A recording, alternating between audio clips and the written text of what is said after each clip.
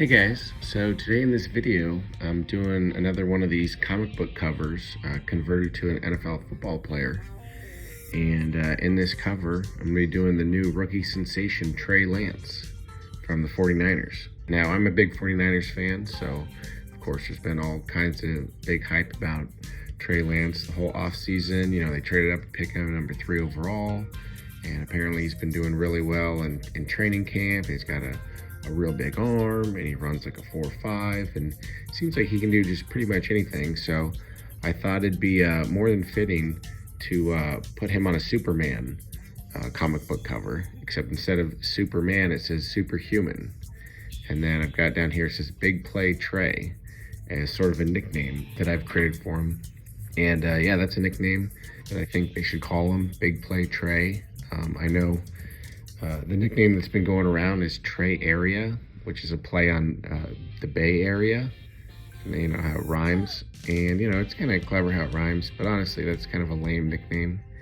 And you know, when he scored a touchdown in the last preseason game and the announcer shouted Trey Area, it sounded really awkward. So I think Big Play Trey is a much cooler nickname. I heard a guy, I went to Virginia Tech, and there's a guy on the football team there, and that was his nickname. So I thought, hey, that sounds pretty catchy, and that's something you could say every time he makes a big play.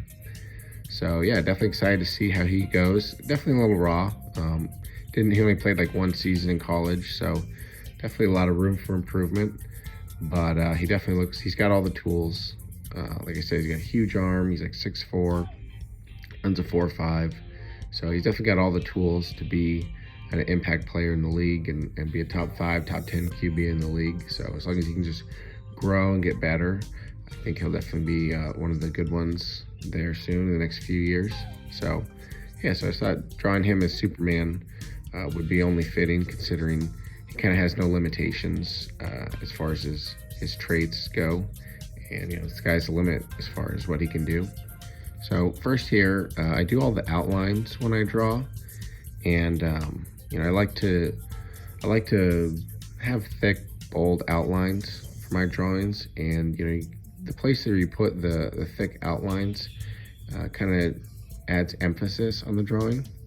And then after you've done that, I like to add in some hatching and some cross hatching, and that basically gives you some tonal variation of the drawing to sort of shape shadows and highlights, things like that. So that's the way to do that with just the pen and ink. And that's what I like about the comic book style, is where it's kind of an optical illusion. You know, you're creating 3D shapes with just one color, just black and white, just the black of the ink and the white of the paper. So it's kind of a cool optical illusion effect. You know, if you're painting with just full range of colors, then you know, there's no optical illusion going on, there's no trickery going on. You just paint the colors you see and that's it. But when it comes to the comic book style, there's a little bit of trickeration, and I think it's kind of cool. You know, I've done a lot of painting before, and maybe I'll do some painting in this channel in the future.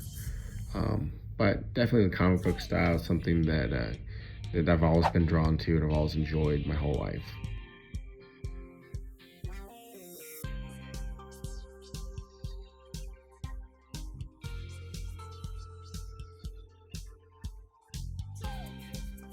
So now I'm putting in colors, and the color scheme I'm going with is just, you know, the 49ers red and gold colors. And I'm trying to, first I put down a flat layer of color that's the lightest color that I'm going to use. So that red, that gold color, those are both very light. And this is because with markers, you can only go darker. You can't really go lighter. Once you put a color down, you can't undo that. You can only go darker. So I put the lightest colors down as sort of a flat base layer, and then I slowly pick other colors that are a little bit darker and color those in, you know, and I basically leave the areas that are gonna be the highlights untouched. So as you can see with his skin, with his jersey, with his pants, you know, I'm coloring in the area that'd be the second darkest, and I'm leaving the highlight area untouched. And then lastly, for each color, I have a third layer that I put in just the most extreme dark parts, like a shadow or something. And to me, I feel like that gives a really good effect. And then after that, just coloring in the background and stuff, the title. And then for this background, I wanted it to be kind of more neutral colors so that the figure itself would stand out more. So I've got like 3 different types of grays. I used a blue gray for the sky, I used a green gray for the grass, and I used a warm gray for the stands. So here's the final drawing. Let me know what you think in the comments. Let me know if you liked it. And if there's any other player you'd like to see drawn as a comic book hero on a comic book cover, definitely leave a comment, and I'll see you in the next video.